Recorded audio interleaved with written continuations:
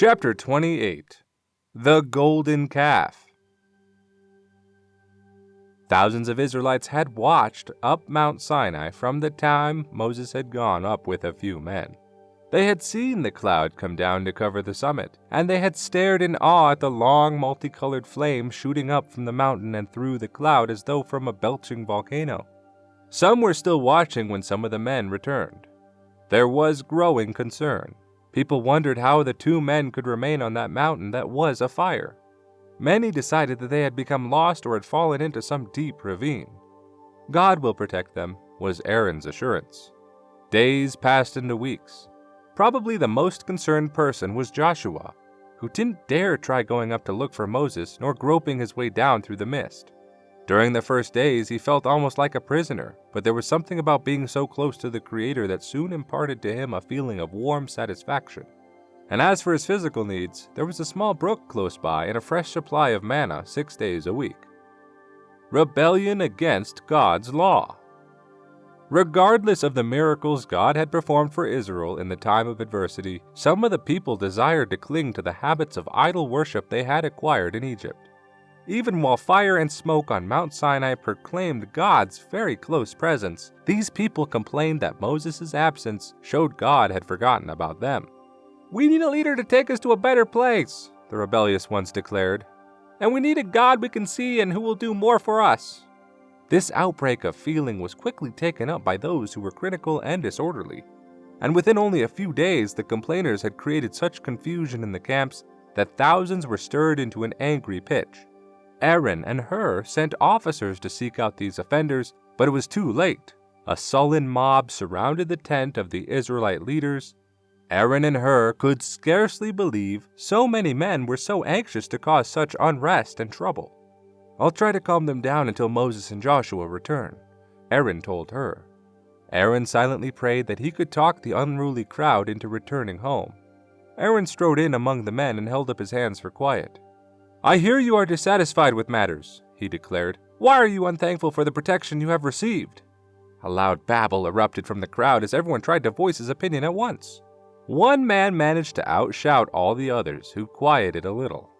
"When we were back in Egypt, both the Egyptians and the Israelites had all kinds of food and drink," the man yelled. "Yet the Egyptians didn't worship the invisible God you keep talking about. We want a God like one of theirs. We want one we can see, and that doesn't have a lot of laws." "But the Egyptian gods are powerless," Aaron exclaimed. "They are anything from oxen to lifeless pebbles. Why would you want such things to worship?" "Because we want something we understand and don't fear," someone shouted, and the crowd sounded loud approval. Aaron was dismayed. It was obvious these demanding people didn't intend to give up until they were at least promised something, no matter how ridiculous. "Would you be satisfied with some kind of animal image made of gold?" Aaron queried. Silence followed. Aaron was about to suggest something else equally absurd when shouts of agreement started ringing out. This was small relief to Aaron, who realized those around him were actually expecting him to build an idol for them. "Make it now!" someone bellowed, followed by a loud chorus of agreement. Aaron makes a golden statue. "Then bring me all the gold earrings you can find," Aaron uneasily told the noisy crowd. "I will have the gold fused together to make you the false god you insist you want for yourselves. But I won't do this willingly, and only a few days ago you promised to obey the one real God. Going back on that promise could be most unwise." A volley of angry shouts swelled up from the crowd. The people moved in even closer. They glowered menacingly at Aaron and the officers who stood with him. Aaron held up his hands and nodded his head in consent. "I shall arrange for your idol to be made," he told them in a faltering voice. "But you will have to help. Every man, woman, and child wearing golden earrings must take them off and bring them here. We will fashion them into one piece, and from that gold will come the metal calf you desire for your God." Aaron hoped that the Israelites would refuse to give up their ear jewelry, thereby sparing him from his promise to create a golden calf. But his hope faded when he later witnessed the long lines of people filling up to give their earrings. He sent for carpenters, metalworkers, designers, and sculptors to come from the multitude, who took only a few days to build and complete the large mold in which the hot melted gold would be poured to make the golden calf. Exodus chapter 32 verses 1 through 4. Aaron then ordered a large altar in front of the tent in which the calf image stood. When it was finished, he sent out messengers to all people to proclaim that the next day would be a feast to God. He hoped that the people would change their minds and make their offerings to God instead of the golden calf, but it was a rather futile wish, what with an altar being built so close to the idol. Early next morning, people started thronging toward the calf idol, bringing animals for burnt offerings and peace offerings. The creatures were slaughtered not far from the altar that had just been built, and before long the idol was loaded with their carcasses. When Aaron saw men about to set fire to the altar wood under the intended offerings, he hurried out before the altar and raised his hands in protest. "This is a feast to the God of Israel," he shouted to the crowd. "These carcasses belong on the other altar, the one over there by the 12 stone pillars. If you don't want us to sacrifice here, then why did you make this golden idol and the altar before it?" some of the rebellious leaders demanded in loud voices. "Because I knew so many of you wanted it so badly that you would get it one way or another," Aaron replied. "I had hoped that Moses would return before the idol could be finished, or that you would realize how wrong it was and would give up the mad idea of serving and worshiping an idol." "We know what we want," the men shouted back, pointing to the idol. "This represents the God who brought us out of Egypt." Exodus chapter 32, verse 4. Aaron slowly, defeatedly walked back to his tent, where he turned to watch a plume of smoke billow upwards from the crackling fire. Looking over the crowd, he shuddered to witness thousands bowing before the calf, which now appeared to him as something very ugly and very evil. The people declare a holiday. A short time later, many of the people were consuming meat from the altar. As many more people arrived and more carcasses were placed on the altar, a spirit of revelry was developing.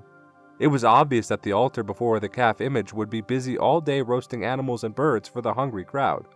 The careless mood caught on with most of the people standing in line waiting to sacrifice. Large groups, moved by the music of musicians banding together, began to dance. Contagious laughter broke out. Profanity from lower characters erupted. By the middle of the afternoon, there was such misconduct that thousands of other Israelites stood back to avoid being embroiled. Exodus chapter 32, verse 6. One might wonder how those people would dare conduct themselves so carelessly with God so close.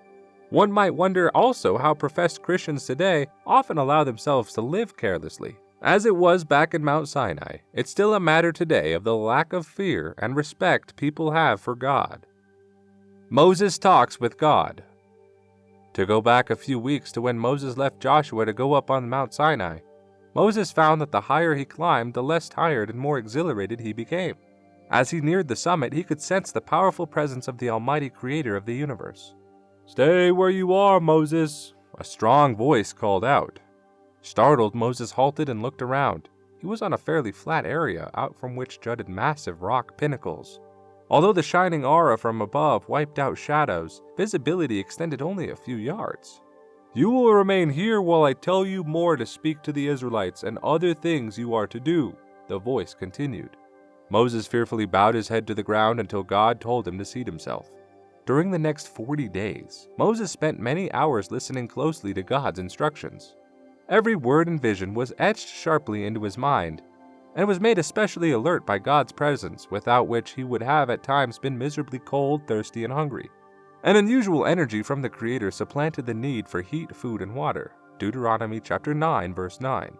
Among the things Moses learned he must do was to remember the instructions for building a portable tabernacle in which contact with God could be made during their trip to Canaan. He learned that Aaron and Aaron's sons were to be chief priests, whose duties and equipment were explained. Exodus chapter 25 through chapter 31. The Sabbath command repeated. God stressed the importance of Sabbath observance, referring to both weekly and annual Sabbaths. "My Sabbaths are holy," God reminded Moses. "They are a sign forever between me and you who observe them that I am your God and you are my church, a people chosen for a very special task. It shall remain a sign throughout every generation forever. It is an everlasting agreement that your people will be blessed as long as they obey me in respect to my holy days. Those who refuse to obey will die." Exodus chapter 31, verses 12 through 17. On the 40th day near the top of the mountains, God ended the meeting by producing 2 slabs of elegant stone, and on both sides, which were carved beautifully engraved, the 10 Commandments. Exodus chapter 31 verse 18 and chapter 32 verse 15 through 16. "Leave here now," God commanded Moses. "Hurry back to your camps." Puzzled that God would request such a hasty departure, Moses firmly gripped the stone slabs and strode swiftly down the trail. As he hurried on, God's voice followed him with the startling information that the Israelites below were at that very moment breaking the covenant by indulging in riotous deportment around a metal idol. Moses was so dismayed that he dropped to his knees to beg God to be merciful to the people. "I know your people," God thundered. "They are unruly and stubborn. From you, who have been a faithful servant, I can still produce a great nation.